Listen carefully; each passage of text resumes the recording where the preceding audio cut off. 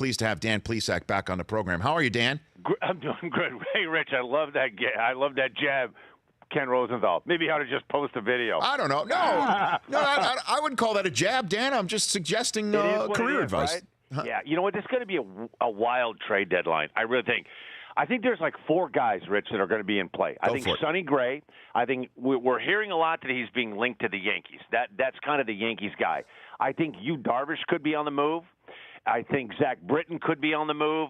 And I think another guy that the Rays looked so good a week ago. They finally win last night. I'm not sure if they're in or they're out. And Chris Archer is a guy I think if I still think the team that needs to go out the most to get a pitcher is the Dodgers. I'm a little worried about Clayton Kershaw on this back issue. It bothered him last year. He's missed some time. And I don't know about you, Rich, but when I think of the Dodgers and I think of them a whole lot better, I take them a lot more serious with Clayton Kershaw. If you could tell me, if you had a crystal ball, Rich, and you could tell me that he's going to be back at the end of August and he's going to be in full swing and no restrictions, I'm in. I think the Dodgers can get to the World Series. If not, I'm worried like hell for the Dodgers. I agree with you, Dan. If you could tell me that you could really trust Alex Wood and Rich Hill in Game 1 and Game 2 if Kershaw wasn't ready, but boy, I don't. That's just my personal opinion. I look at the Dodgers different without Clayton Kershaw. Well, let's just assume that Kershaw is back and they add Verlander, right? Kershaw and Verlander, along with Wood and Rich Hill, that's all she wrote. Or maybe they add Britton to the back end and do kind of what the Yankees did a couple of weeks ago, which is add arms to the back end so the front end is shorter. Yeah, I think what's going to be a little difficult with Verlander, he's owed $28 million next year and the following year. So you're on the hook for almost $60 million. And listen, there aren't a lot of teams. The Dodgers may be one team that could eat some of that money. This is the problem if you're the Tigers, Rich.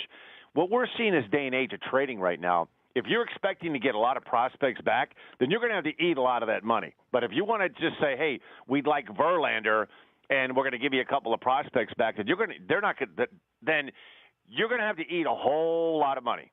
That's just the way trading business is right now. Like, you got a $28 million price tag, and if you expect that you're going to get something really back from the Dodgers, then, boy, if you're the Tigers, you're going to say, we're going to have to eat over half of that, and then you may get something back. But if a team like the Dodgers are just going to take on that contract, you're getting nothing back. So, well, I got to tell you, Dan, I'm with Dan Plesac of the MLB Network. Look, it's not my money.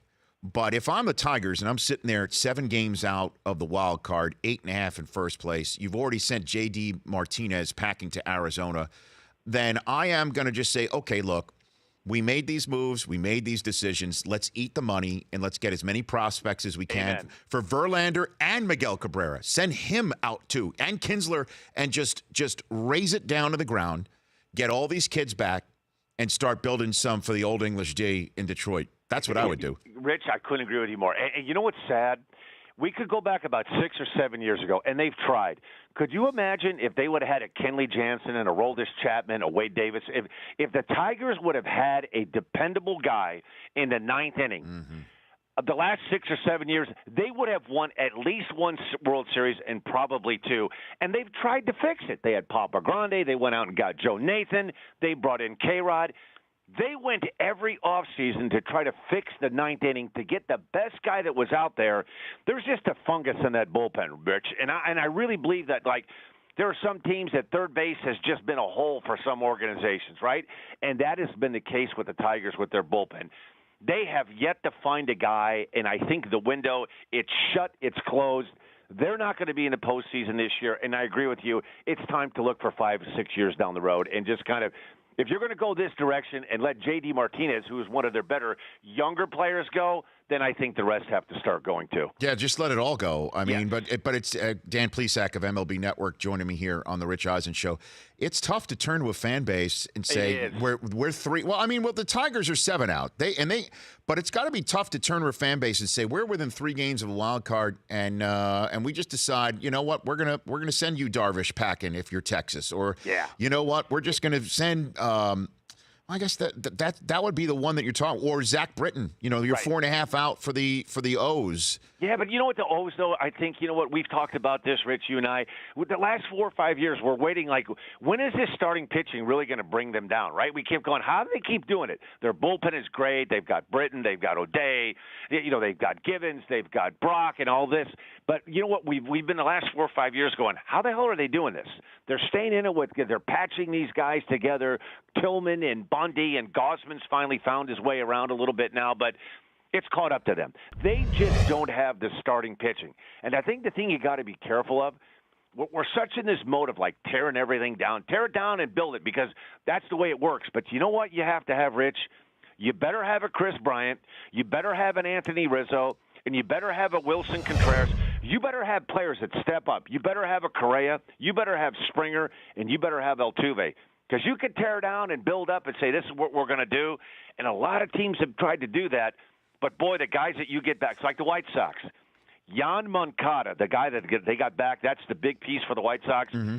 If he doesn't hit, Rich, I think the White Sox are going to be in the same boat now that they're going to be in 5 years from now, and that's just a mediocre franchise. Those guys have to hit the franchise changers, and Bryant and Rizzo have been that, and Addison Russell for the Cubs. Dan Plesac of MLB Network. Again, they're going to have full deadline day coverage on Monday, and then going to Cooperstown for the Baseball Hall of Fame enshrinement ceremony. That includes Bud Selig. And I know, obviously, you've got a long history with Bud Selig being a Milwaukee Brewer, your all-star years with the Brewers. He was the owner of the team, and then he became commissioner of the sport. And I know you were also very involved with the labor union, Dan. Yes. Are there mixed feelings about Bud going home? Yeah, there are, because you know what? I was a player rep. Like what happened, Rich, I'm my second year in the big leagues, right? And nobody wants to be the player rep because we're going back now in the mid-'80s, and that's when, you were front and center, and all of a sudden you're in a blue-collar town like Milwaukee, right? I'm 26 years old. I have 2 years in the big leagues, and all of a sudden I'm the player rep, and everybody in Milwaukee is blue-collar as it gets. I'm getting ripped and bashed in the newspaper. These guys are waiting and looking for more money. But then it's guys like Paul Maurer, Robin Yount, Gorman Thomas, Cecil Cooper. We've got to stick up for the old guys, and we've got to do all this. It was a really tough spot, and I was a young guy, and, having to deal with that and getting called into the office with Bud Selig and, hey, what's going on with a lockout? What are you guys going to do? Is this serious? And you get put in a really tough spot. I tell you what, I do have to laugh, though, because – if you would have told me, Rich, in 1986, 87, 86 was my rookie year, that Bud Selig was eventually going to be the commissioner of baseball, nobody in a million years would believe it, right? He was the owner of the Brewers, car salesman guy, and I didn't realize until my second year in the big leagues, he used to walk the catwalk across County Stadium, like in the 8th and 9th inning. And I never do this till one day he told me, you make me a nervous wreck when you come in the 9th inning sometime. And I start pacing back and forth. And one night, Rich, like in the middle of the 88 season, I took my last warm-up, right, 1-run lead, and I look up there, and there he goes, pacing back and forth. And from that time on, I started getting nervous, Rich, because he made me nervous pacing back and forth. So there are mixed feelings. In other words, there are mixed feelings. Yes. Yeah, because again, there is for me too. To be very honest with you, and obviously the wild card, the advent of it was something that he fought for, and here we are talking about all these teams that have a shot right now in the middle of the season. If there was no wild card, then there would be such a lack of interest. So that Amen. He does deserve to get all the kudos for, because as a traditionalist, I thought to myself, this stinks. I did too. But it has improved, and I like what baseball has done to get two teams in a one-game playoff, sort of like I remember in my youth, the Yankees and the Red Sox playing that one-game playoff that led to Bucky Dent. There are some great moments that could come out of that. But then that 95 season, 94 season, right. How can that guy be led into the Hall of Fame? Well, you know what? I think when you look back at it, I think he was under tremendous pressure. I don't think Bud Selig actually, maybe he was the face of everything, but I think behind that were George Steinbrenner and Jerry Reinsdorf, and I think, somebody had to be the spokesman for that group of tough owners, and that's why it's such a tough job, and that's why not a lot of people wanted to do it. And Bud Selig had to be the bad guy. He was the bad guy, the fall guy. And a lot of people knock about the steroid era, right? Listen, everybody kind of knew. Did he turn his back? Sosa, McGuire. Did they save baseball? Did they hurt baseball? Teams had to know. And the bottom line is, I don't know what's right, what's wrong, but I do know this. I agree with you 100%. I was so against the wild card. I'm thinking, you know what? Why do you want to water it down and dilute it? There's something about the 4 divisional winners and expansion, but you know what? It's proven to be the best thing because if not, September would be awful boring right now, particularly now when you have like the Nationals are blowing away. The Astros are runaway winners. The Dodgers are runaway winners. There'd be like 2 compelling divisions right now, the NL and the AL Central, and that would be about it. You're right. I mean, the Seattle, Texas, and the Angels right. are 17, 18, and 18 and a half games out of first place right now, but they're in it. Exactly. They're in it. Exactly. And we're going to be talking about the Diamondbacks. We're going to be talking about the Rockies. The Pirates are back in the mix. The Cardinals might get hot. Then we're going to talk about 15 teams in the month of September where if this wasn't the case back the old way, we'd be talking about, 4 teams are gone already and cooled out, and we'd be talking about 6 total teams. Well, before you join Dan in the commercial break between hours 1 and 2, I'm sorry that I was pacing the Rich Eisen show floor nervous about your appearance. I'm sorry about that. That's all right, Rich. You and me anytime. Okay. You got it. Take care. Thanks for the call. That's Dan Plesac of the MLB Network at Plesac19 on Twitter. The Rich Eisen Show, weekdays at noon Eastern on radio stations across the country and audience.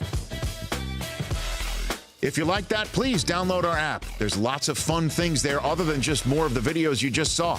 You can call us from the app. You can email us from the app.